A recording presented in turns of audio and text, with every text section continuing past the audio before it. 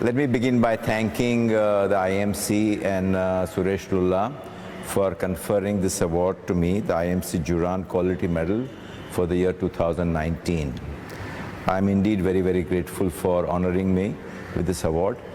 And my interaction with Suresh goes a long, long way. I met him first in late 80s, and I was one of the first clients. Started working with him in around 88 or 89. And since then, I think the whole subject of quality has changed dramatically. But I must say, Suresh, that my early initiation in the quality journey happened in a structured manner, thanks to you. And I learned valuable lessons in this journey, which has really helped me scale up quality initiatives in Marico over the last 25 years.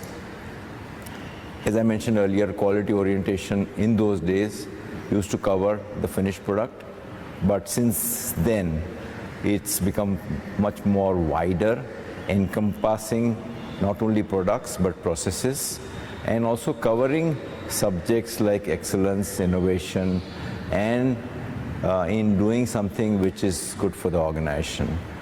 I see quality as a journey, it's not a destination, and one has to go on taking continuous steps to improve quality on a perpetual basis. So how does one do that? How do you create a culture of quality orientation? How do you create a culture of excellence and innovation? Is something I've spent a lot of time on when I formed Marico in the year 1990. And I believe it starts with the top. The role of top management in driving quality is very, very crucial within the organization. And I was very clear when Marico was formed. I had taken a set of 30, 40 senior managers from different backgrounds, and they joined me within a period of 6 months.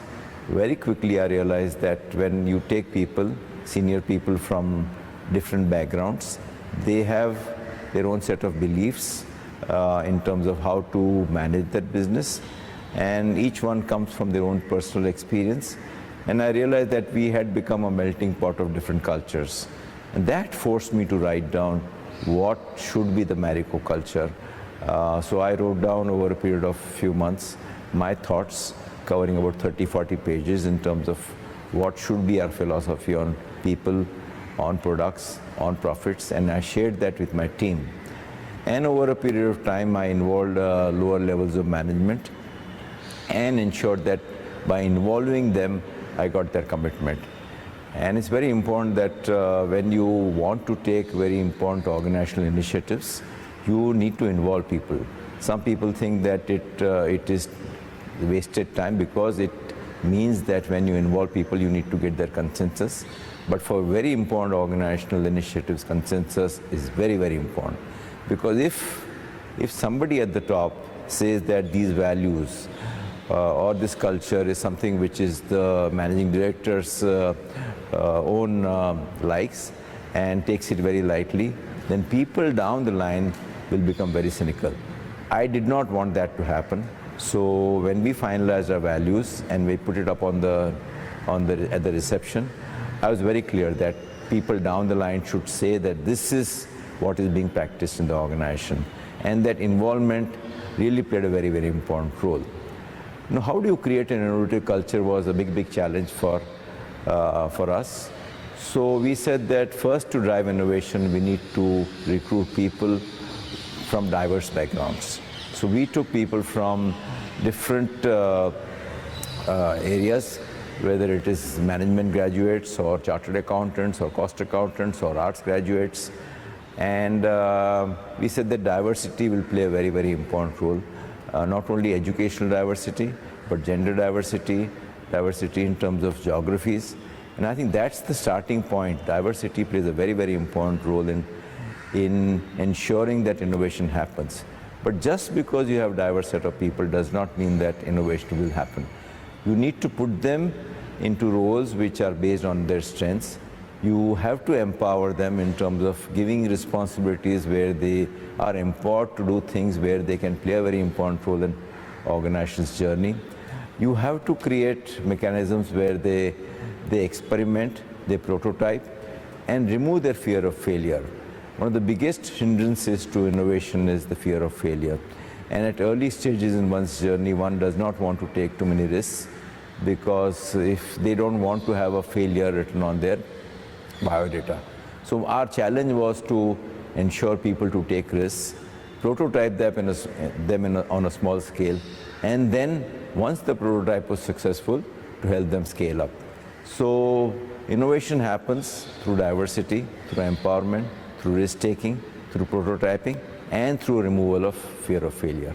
But the top management's role is also equally important. The top management has to go on reinforcing innovation whenever there are presentations made to the top management. What are the innovative measures which are taken? The top management has to reward innovations by announcing innovation awards for the organization. And this is what we do.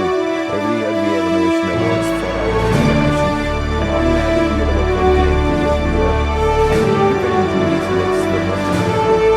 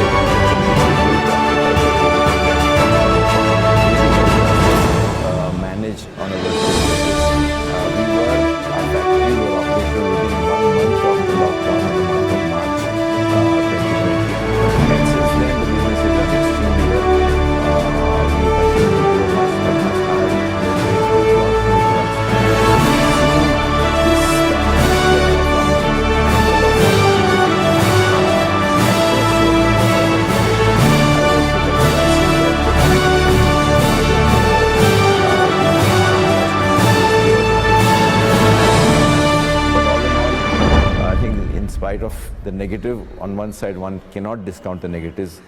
There are positives to this crisis, and I think what we've done is that there's something which is the negative or positives. At the same time, be mindful of what we can do to